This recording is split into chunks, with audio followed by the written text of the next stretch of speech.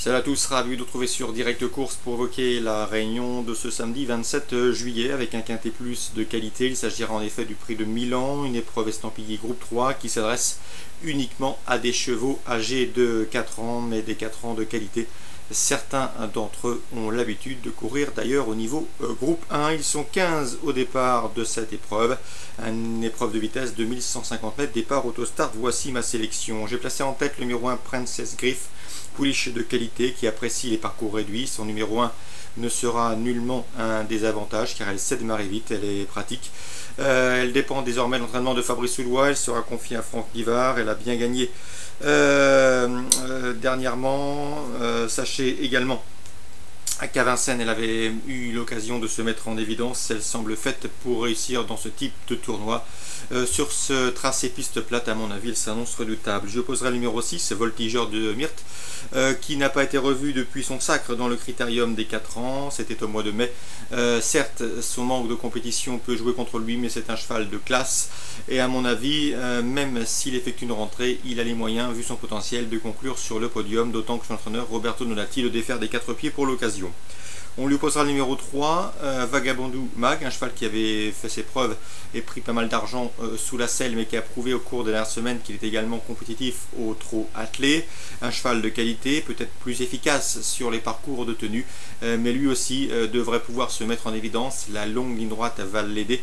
On s'attache une nouvelle fois les services de Jean-Michel Bazir. Le numéro derrière la voiture est bon. Mieux vaut donc le placer en bon rang. Le 5, Viva Island, qui a récemment gagné sur cette piste d'Anguin. Sachez également qu'elle avait terminé deuxième de notre favorite lors d'une dernière confrontation commune. Mieux vaut donc l'inclure dans un quintet plus. Le numéro 4, c'est Very Pleasant, confié à Eric Raffin. Il porte la casaque de l'écurie Victoria Dream. C'est un cheval qui avait terminé 4e du prix de sélection début mars, preuve de sa qualité. Donc attention à lui, je le pense capable de venir corser les rapports. J'ai ensuite retenu le numéro 10, Velvet Rainbow, qui aura surtout contre lui son numéro en deuxième ligne derrière la voiture. Mais attention, il vient de s'imposer récemment sur ce tracé. Il est en forme, l'aptitude au parcours n'est plus à démontrer, mieux vaut donc s'en méfier. Ensuite, pour d'éventuelles places, on retiendra le numéro 2, Vera Piergi. Elle me semble barrée pour le succès.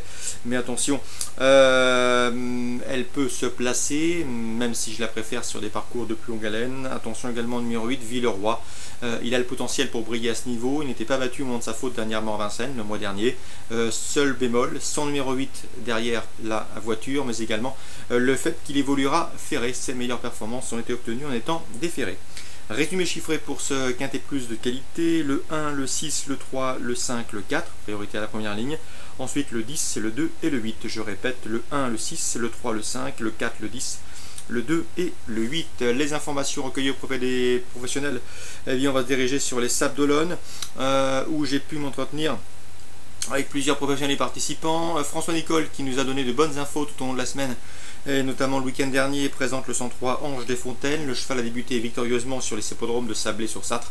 L'écurie en attend une confirmation. Attention, cette fois-ci, l'opposition à fière allure. Et mieux vaut donc, à mon avis, le retenir pour une place sur le podium. Je lui opposerai notamment le 102 à pleines dents, deuxième pour ses débuts au lieu d'Angers, n'étant battu ce jour-là que par une pouliche estimée par Alain Couetil, c'était Anixia.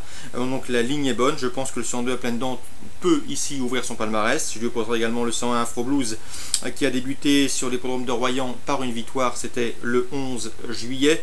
Donc 102, 101, 103, voici donc mon pronostic pour cette première course au Sable d'Olonne, pour d'éventuels jumelés Horde ou trio Horde. 102, 101, 103, j'aime beaucoup le 101 à pleines dents, seulement devancé par une pouliche relativement estimée par Alain Couetil le jour de ses débuts au Lion d'Angers. Alain Couetil, justement, dans la 5e, déléguera le 508 Sun des Rosaires. Le cheval est au mieux.